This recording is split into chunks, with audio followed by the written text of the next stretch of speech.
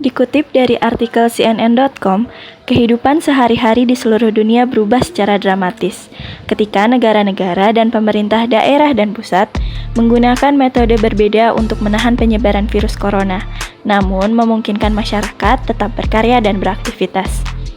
Banyak negara sedang menguji teknik baru untuk membantu meringankan pembatasan tanpa menyebabkan infeksi gelombang kedua. Sementara yang lain mencoba strategi radikal untuk menghentikan jumlah kasus yang menanjak di negara mereka. Berikut ini adalah beberapa taktik yang tidak biasa di beberapa negara.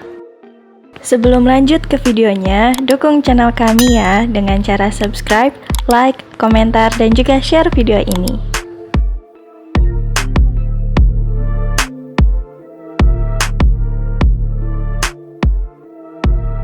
7. Ruang kelas 2.0. Untuk banyak negara, sekolah harus dibuka kembali terlebih dahulu, memungkinkan orang tua untuk kembali bekerja dan anak-anak melanjutkan pendidikan mereka dengan pijakan yang sama. Denmark menunjukkan bagaimana hal itu dapat dilakukan, dimulai dengan siswa berusia di bawah 12 tahun. Halaman sekolah telah dipecah menjadi beberapa bagian dengan selotip, dan kelas-kelas lebih sedikit, sehingga meja dapat diletakkan 2 meter secara terpisah. Anak-anak datang dan istirahat dengan jeda waktu yang lama. Mencuci tangan pada saat kedatangan dan setiap 2 jam, namun juga tetap bisa berada di luar sebanyak mungkin. Permukaan benda termasuk wastafel, dudukan toilet, dan gagang pintu didesinfeksi 2 kali sehari.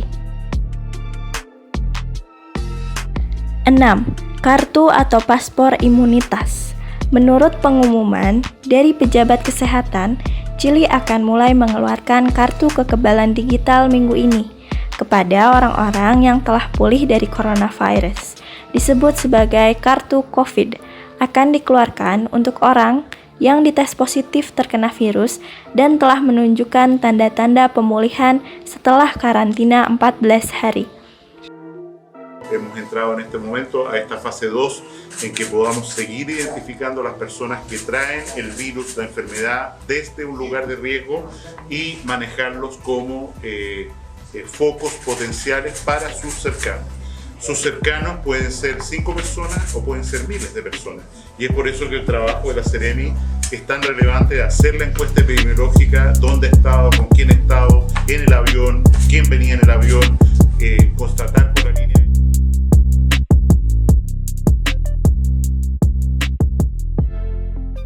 Menteri Kesehatan Inggris, Matt Hancock, mengatakan bahwa Inggris sedang melihat gagasan sertifikat kekebalan atau paspor untuk memungkinkan mereka yang memiliki antibodi mendapatkan kesempatan lebih banyak kembali ke kehidupan normal.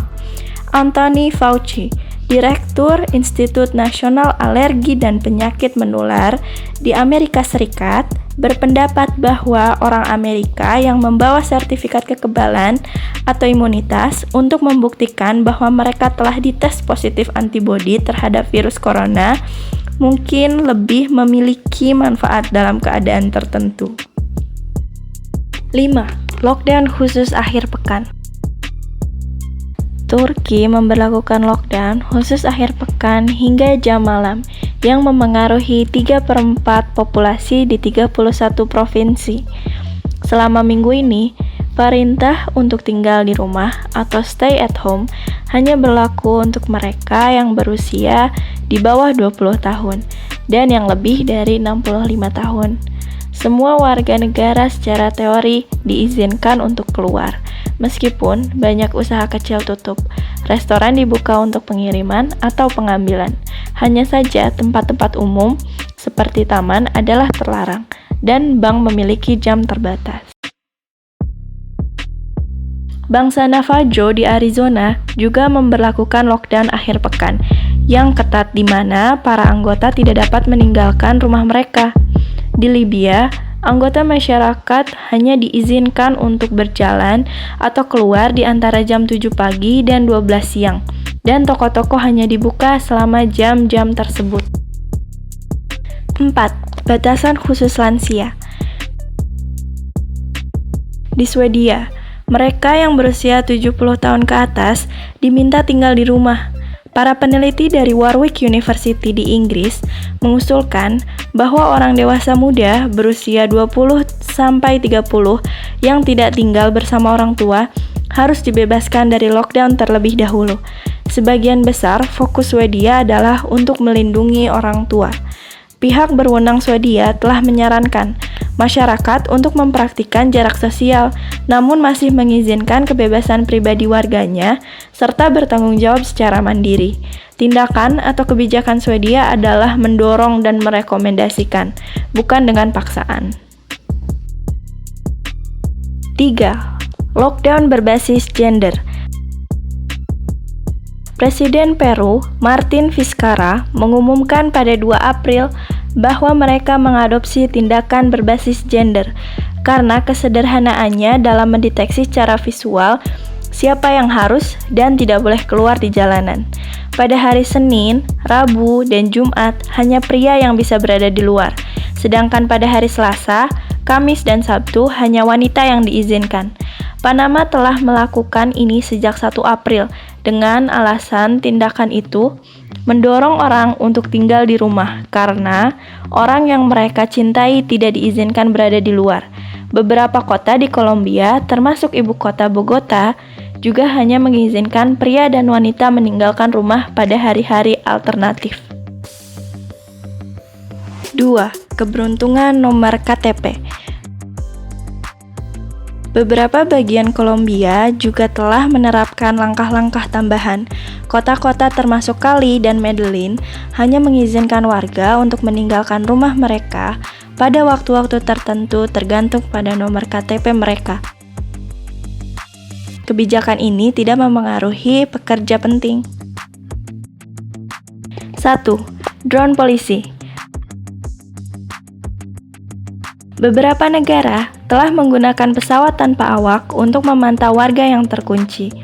Otoritas Penerbangan Sipil Nasional Italia, NAC, mengotorisasi penggunaan drone untuk memantau pergerakan warga.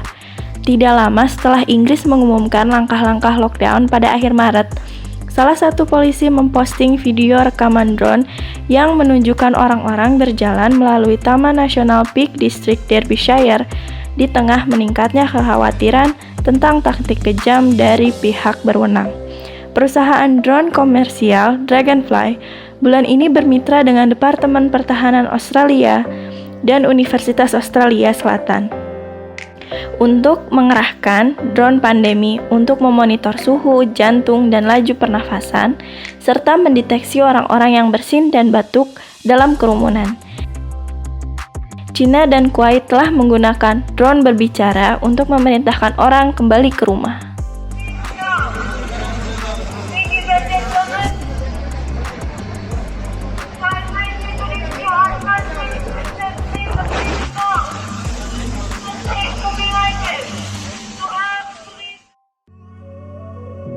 Wah, ternyata ada berbagai cara unik yang ditempuh berbagai negara untuk menghadapi pandemi virus corona ini ya.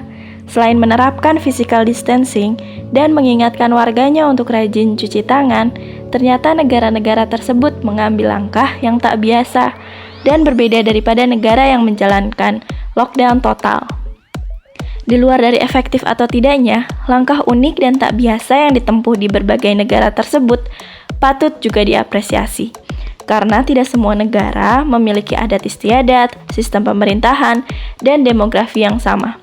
Pada dasarnya, hal-hal tersebut dilakukan untuk keselamatan, keamanan, dan kesehatan bersama untuk masyarakat di negara tersebut. Tetap dukung channel kami ya dengan cara subscribe, like, komentar, dan juga share video ini. Sampai jumpa di video kami berikutnya. Terima kasih sudah menonton.